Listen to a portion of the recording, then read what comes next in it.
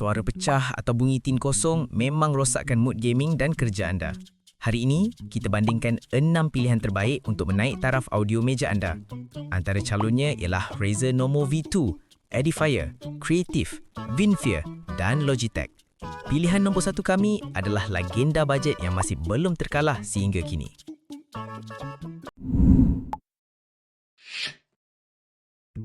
Nombor 6, Razer Normo V2, terbaik untuk peminat gaming tegar. Set 2.1 ini menggunakan pemaju full range 3 inci dengan palam fasa aluminium untuk kejelasan vokal yang sangat tajam. Subwoofer downfiring 5.5 incinya menghasilkan bas yang anda boleh rasa dalam dada.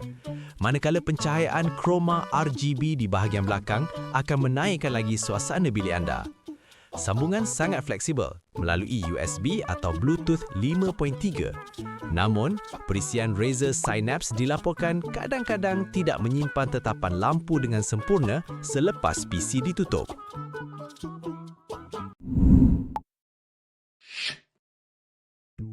Seterusnya, Edifier QR30, pemesat suara paling cantik untuk meja minimalis. Ia menawarkan kuasa 30 watt RMS dengan teknologi cahaya Tempo Abyss yang nampak sangat futuristik. Spesifikasinya mantap dengan Silk Dome tweeter 0.75 inci dan sokongan Bluetooth multipoint. Anda boleh kawal kesan lampu dan EQ melalui aplikasi Edifier Connect. Kekurangannya adalah ketiadaan subwoofer fizikal, jadi jangan harapkan bas yang berdentum kuat untuk filem aksi. Ia tetap pilihan utama bagi yang mengutamakan estetika dan kejelasan audio.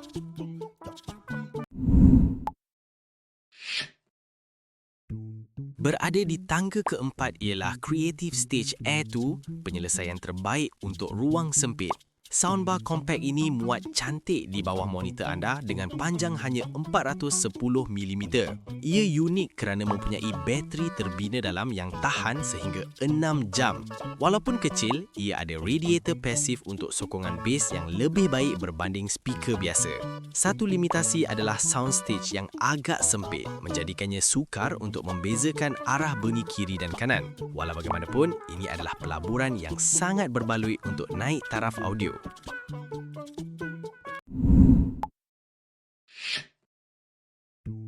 Nombor 3, Edifier M60 sesuai untuk pencinta muzik berkualiti tinggi. Walaupun saiznya mini, ia mampu meledakkan kuasa 66 watt RMS dan menyokong kodek LDAC untuk audio high-res.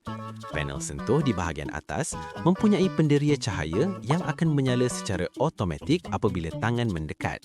Anda juga mendapat stand aluminium dengan sudut 15 darjah untuk posisi pendengaran optimum. Perlu diperhatikan bahawa bahagian belakang unit boleh menjadi agak panas jika dibiarkan dalam mood standby terlalu lama. Ini adalah sistem 2.0 paling berkuasa untuk saiz sekecil ini.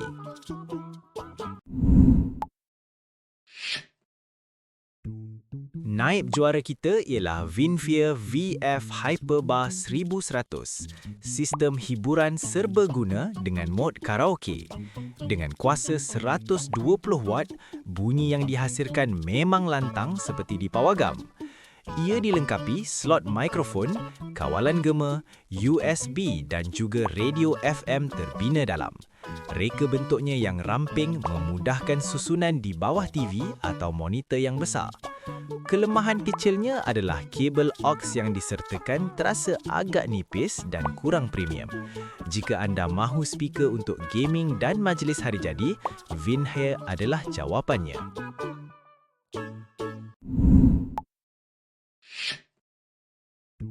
Akhirnya, pilihan nombor 1 kami tetap jatuh kepada Logitech Z313. Ia adalah definisi best value for money. Dengan sistem 2.1 yang ringkas, anda mendapat subwoofer yang sangat padu. Persiapannya sangat mudah, hanya guna bicu 3.5mm dan ia serasi dengan hampir semua peranti. Kualiti bunyinya sudah cukup ngam untuk kebanyakan telinga, walaupun tanpa kawalan treble berasingan. Ia tahan lasak, murah dan memberikan prestasi yang konsisten untuk jangka masa yang panjang. Inilah raja bajet yang sukar digugat sehingga tahun 2025.